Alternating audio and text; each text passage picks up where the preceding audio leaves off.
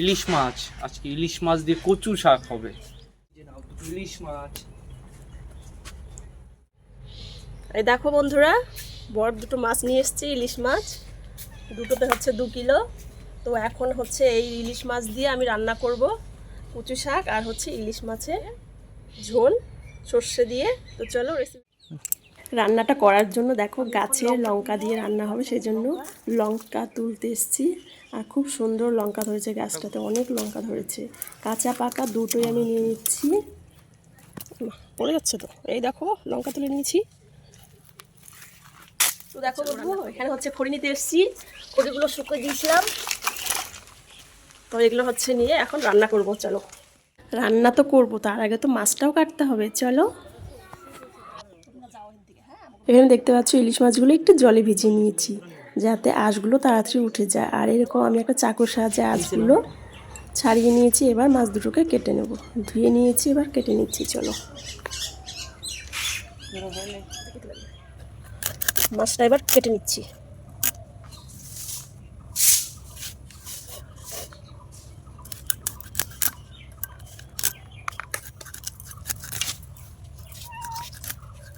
কি বন্ধুরা, তোমরা শুনতে পাচ্ছ বিড়ালের কান্না? বিড়াল একদম ওত পেতে বসে আছে, কখন মাছ খাবে।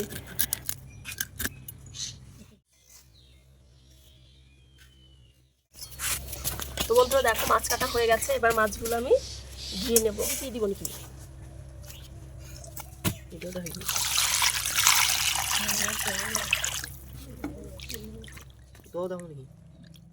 এখানে মাছগুলো আমার ধোয়া হয়ে গেছে। এবার দিয়ে দিচ্ছি হলুদের গুঁড়ো, দিচ্ছি লবণ। লবণ আর হলুদটা মাখিয়ে নেব। এদিকে মাছে নুন হলুদ মাখানো হয়ে গেছে, এটাকে আমি সাইডে রেখে তারপর রান্নাটা করার জন্য যে মশলা লাগবে সেটা আমি বেটে নিচ্ছি। এখানে নিয়ে নিচ্ছি পোস্ত, আর একটু পোস্তর থেকে বেশি নিয়ে নিচ্ছি সর্ষে, তারপর বেটে নিচ্ছি।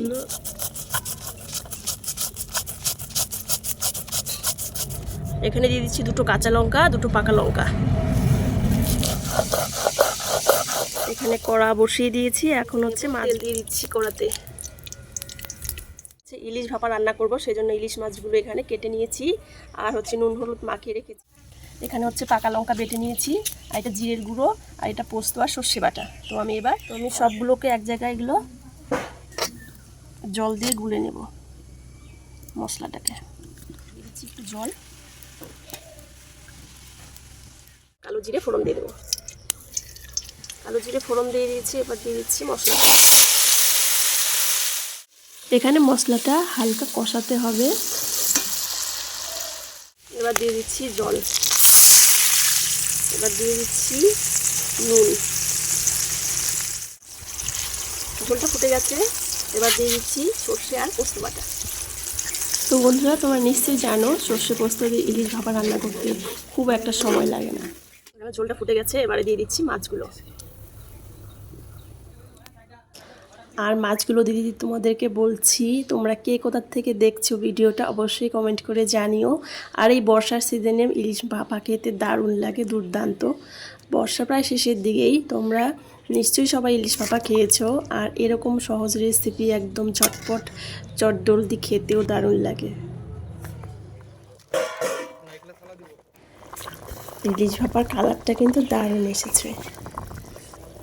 ঝোলটা ফুটে গেছে, এর মধ্যে দিয়েছি একটু স্বাদ মতো চিনি।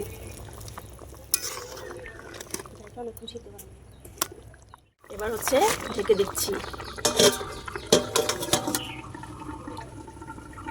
এখানে আমি ইলিশ মাছটাকে ঢেকে 5 মিনিটের মতো সেদ্ধ করে নেব। তো হচ্ছে এখন দেখছি যে কতদূর সেদ্ধ হলো মাছগুলো। হলো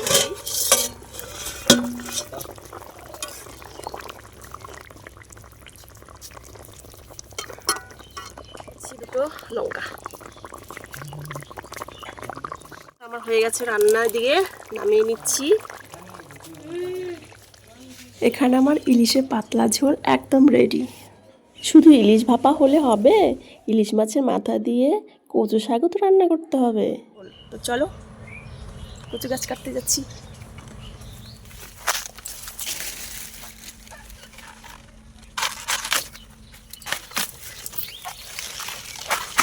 এই যে দেখো কেটে নিয়েছি, এবার হচ্ছে এগুলো ধুয়ে নেব, এগুলোকে ধুতে হবে। তো বন্ধুরা দেখো এখানে কচু শাক কেটে নিয়েছি, এবার হচ্ছে রান্না করব মাছের মাথা। তেল গরম হয়ে গেছে, এবার দিয়ে দিচ্ছি মাছের মাথাগুলো।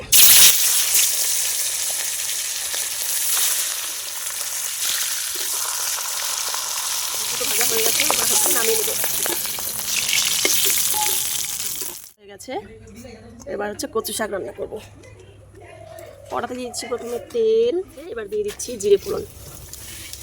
আর এখানে নিয়ে নিয়েছি আদা আর তেজপাতা, কাঁচা লঙ্কা। জিরে দিয়ে দিয়েছি, এবার দিচ্ছি তেজপাতা আর দিয়ে দিচ্ছি আদা কুচি।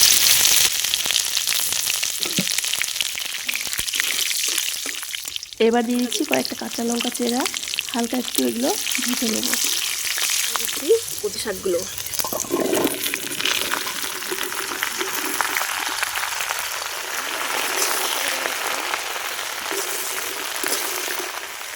কচুগুলোকে ভালো করে এভাবে নাড়িয়ে নিচ্ছি।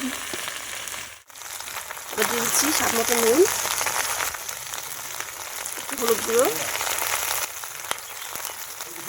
এবার ভালো করে নাড়িয়ে নিতে হবে, তারপর আমি ঢেকে আস্তে আস্তে এটাকে সিদ্ধ করে নেব। এরকম নাড়িয়ে এবার হচ্ছে আমি ঢেকে দিচ্ছি, একদম কম আছে এটাকে এখন। এবার দেখছি কতদূর হলো সেদ্ধ কচুটা।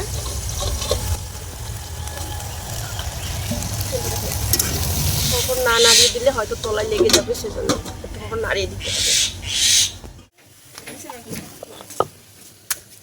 এখানে মাছের মাথাটা শিলনোড়া দিয়ে একটু থেতো করে দেওয়া হলো, তাহলে খুব তাড়াতাড়ি মিশে যাবে কচু শাকের সঙ্গে।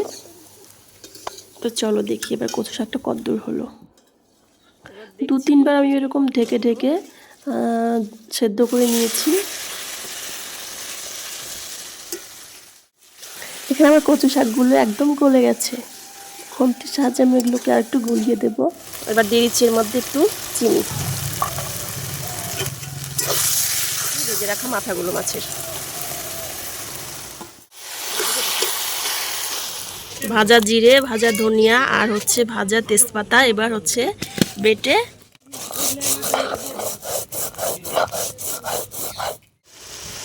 এখানে বেটে নিয়েছিল যে ভাজা মশলাটা, সেটা দিয়ে দিচ্ছি এখন, কারণ কচু শাকটা প্রায় হয়ে গেছে।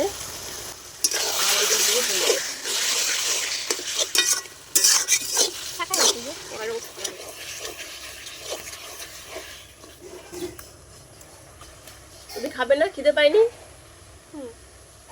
এই তো হয়ে গেছে রান্না, এবার খেতে পাবে। এখানে আমার কচু শাক একদম রেডি, আর এখন আমি নামিয়ে নিচ্ছি। সবাই খাওয়ার জন্য অপেক্ষায় আছে, কখন খাবে, কখন রান্না হবে। তো চলো, কচু শাক আর মাছের ঝোলটা একদম রেডি, তাহলে এখন খাওয়া দাওয়াটা সেরে নেওয়া যাক। এখন ঠামিকে হচ্ছে আমি খেতে, এই যে ভাত আর হচ্ছে ইলিশ মাছের ভাজি, তাড়াতাড়ি খেয়ে না।